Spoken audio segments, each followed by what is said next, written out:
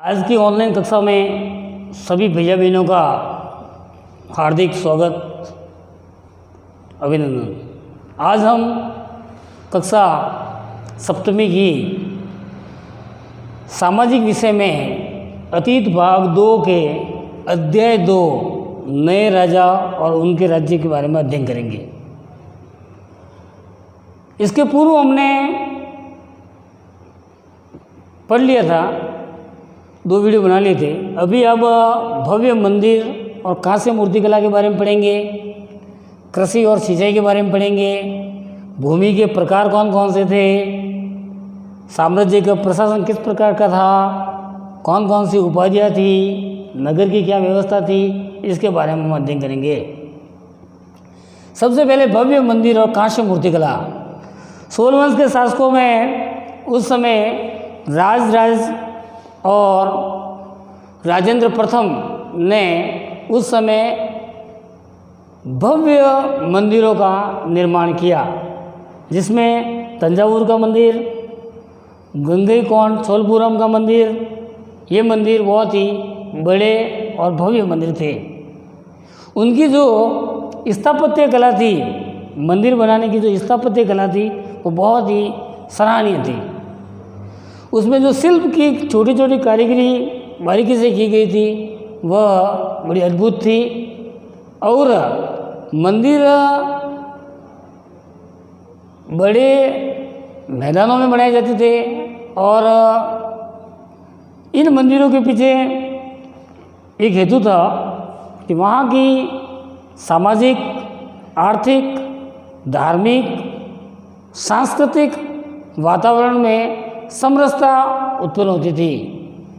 इसलिए वहाँ पर उस काल में भव्य मंदिरों का निर्माण किया जाता था। कांस्य मूर्तिकला, वहाँ पर अधिकांश जो मूर्तिकला पाई गई है वो कांस्य धातु से बनी हुई है, चाहे वो नर्तकी की मूर्ति हो या अन्य देवताओं की मूर्तियाँ, और अधिकांश मूर्तियाँ कांस्य धातु की वहाँ पर पाई जाती थी। भव्य मंदिर और कांस्य मूर्तिकला के बाद हम कृषि और सिंचाई के बारे में पढ़ते हैं। नए राजा जब उनके राज्य की स्थापना की, तब उन्हें अपने अपने क्षेत्रों में कृषि की पैदावार को बढ़ाने के लिए विभिन्न प्रकार की कृषि पैदावार की जाती थी। वहाँ पर कावेरी नदी थी जो बंगाल की खाड़ी में गिरती थी। कावेरी नदी थी जो बंगाल की खाड़ी में गिरती थी, तो वहाँ पर वो नदी विभिन्न भागों में फैल जाती थी। वहाँ का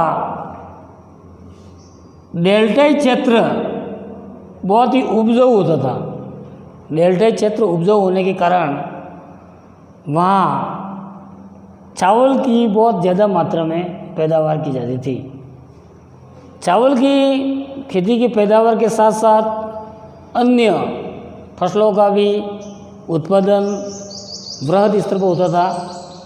एवं वहाँ पर जो व्यवस्था थी इनकी सिंचाई की, यह अलग प्रकार से परंपरागत सिंचाई की व्यवस्था तो थी, उनके साथ ही साथ वहाँ पर कुएं, तालाब, अन्य का भी सहयोग लिया जाता था।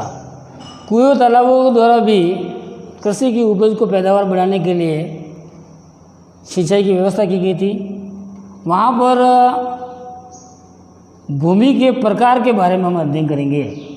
बच्चों, चोल वंश के शासकों के समय अपन देखें तो भूमि के प्रकारों को मुख्यतः 5 भागों में विभाजन किया गया है। पहला भाग है वेलन वगई, दूसरा ब्रह्मदेव, तीसरा शालाभोग और चौथा देवदान और 5वां पल्ली चंदम।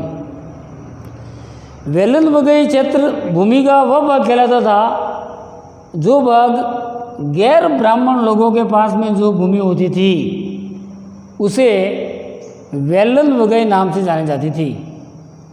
दूसरी जो भूमि होती थी उसे कहते थे ब्रह्मदेव भूमि।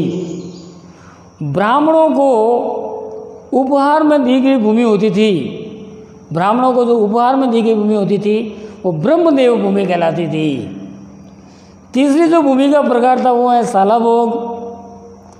जब किसी भूमि का भाग शिक्षा के लिए, विद्यालय के लिए, शाला बनाने के लिए दिया जाता था तो वो शालाभोग भूमि कहलाती थी।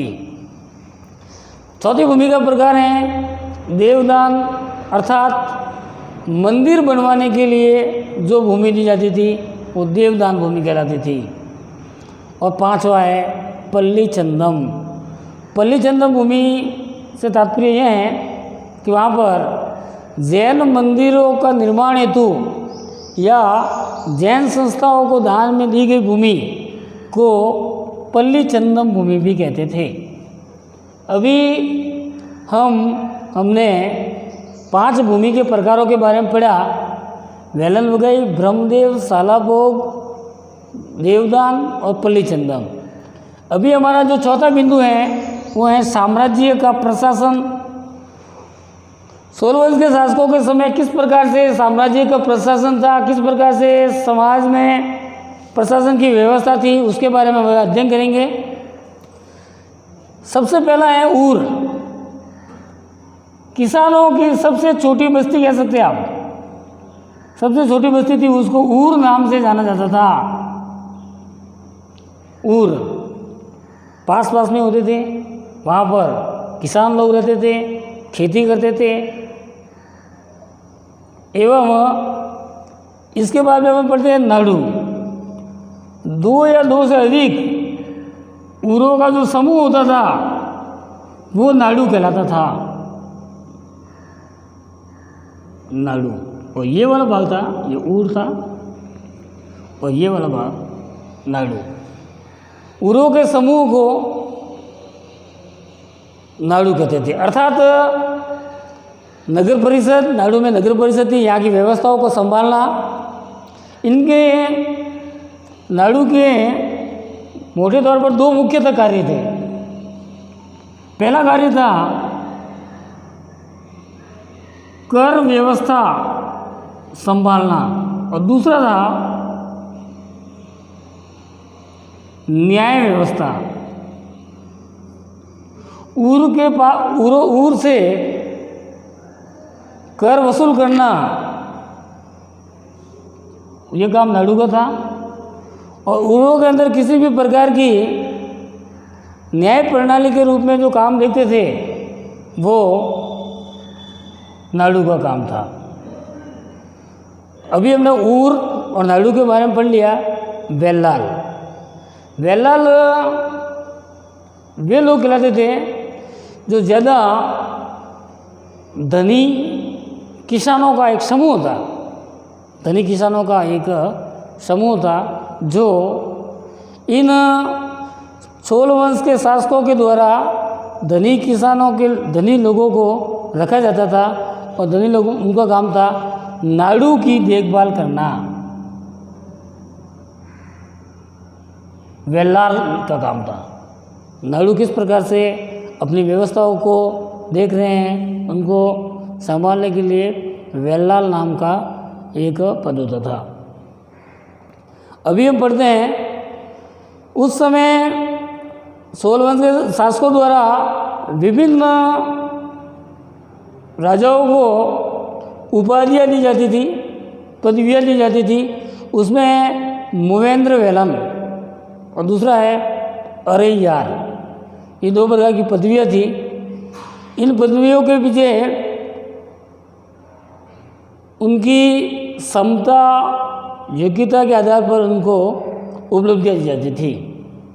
एवं चोल वंश के शासकों समय नगर की जो व्यवस्था थी, नगर की व्यवस्था के अंतर्गत अपन पढ़ते हैं कि सबसे छोटा भूभाग नगर में एक व्यापारिक संघ होता था, व्यापार संघ। उनके द्वारा नगर की सभी व्यवस्थाओं को देख रेख करना। उस समय वहाँ पर कृषि की देख रेख करना, बाग बगीचों की देख रेख करना, सिंचाई की देखरेख करना,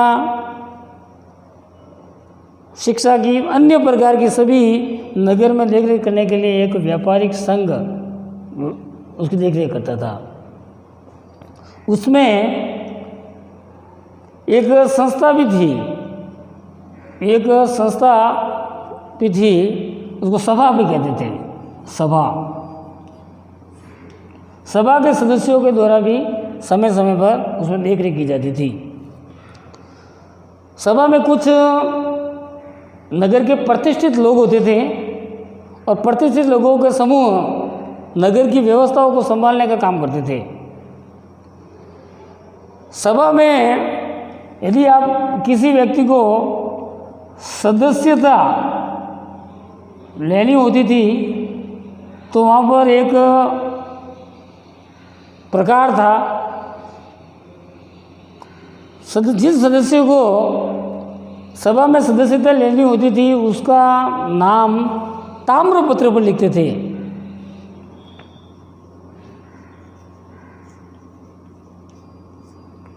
ताम्रपत्र पर नाम लिखने के पश्चात एक मटके में उस नामों को, ताम्रपत्रों को डाला जाता था। ताम्रपत्रों को मटके में डालने के पश्चात छोटे बच्चे के द्वारा उनमें से किसी एक ताम्रपत्र को बाहर निकालने के लिए कहा जाता था। और जब उसमें से कोई एक छोटा बच्चा उसमें से कोई ताम्रपत्र बाहर निकालता था, बाहर निकालते ही देखते थे कि किस व्यक्ति का नाम होता था उसको सभा में सदस्यता प्राप्त होती थी। ये एक नगर की व्यवस्था थी। इस प्रकार से वहाँ पर नगर की व्यवस्था थी। तो आज हमने हमारे इस लेसन में भव्य मंदिर और कांस्य मूर्तिकला के बारे में अध्ययन किया। किस प्रकार से सोलवंश में कृषि और सिंचाई के साधनों के बारे में अध्ययन किया। उस समय भूमि के प्रकारों के बारे में अध्ययन किया कि वेलन वगैरह भूमि कौन सी थी, ब्रह्मदेव भूमि कौन सी थी, सालाभोग भूमि कौन सी थी, देवदान भूमि किसे कहते थे, पल्ली चंदन किसे कहते थे। ये उस समय के विभिन्न प्रकार के भूमि के प्रकार थे। फिर हमने पढ़ा साम्राज्य और प्रशासन। सबसे छोटी इकाई से लेकर बड़ी इकाई तक हमने पढ़ लिया है। सबसे छोटी इकाई हमने कहा ऊर थी, किसान बस्ती का स्वरूप छोटा सा। इससे बड़ा नाड़ू था जो ऊर के अंदर दो व्यवस्थाओं का संचालन करते थे, जिसमें कर व्यवस्था वसूल करना और दूसरा था न्याय प्रणाली की देखभाल करना। नाड़ू की देखभाल करने वाले वेल्लाल थे। और उस समय दी जाने वाली सोल शासकों के द्वारा प्रभावी व्यक्तियों को दी जाने वाली उपाधियों के बारे में पढ़ा, मुवेंद्र वेलन और अरियार। और नगर के बारे में पढ़ा कि नगर की व्यवस्था किस प्रकार की थी और उन्होंने ये ताम्रपत्र, सभा, सदस्यता इत्यादि के बारे में हमने पढ़ा। तो इस प्रकार से आज की ऑनलाइन कक्षा में हमने नए राजा और उनके राज्य में विभिन्न बिंदुओं के बारे में पढ़ा। और इस प्रकार से हमारा पाठ यहाँ पर यह पाठ समाप्त होता है। जय हिंद, जय भारत।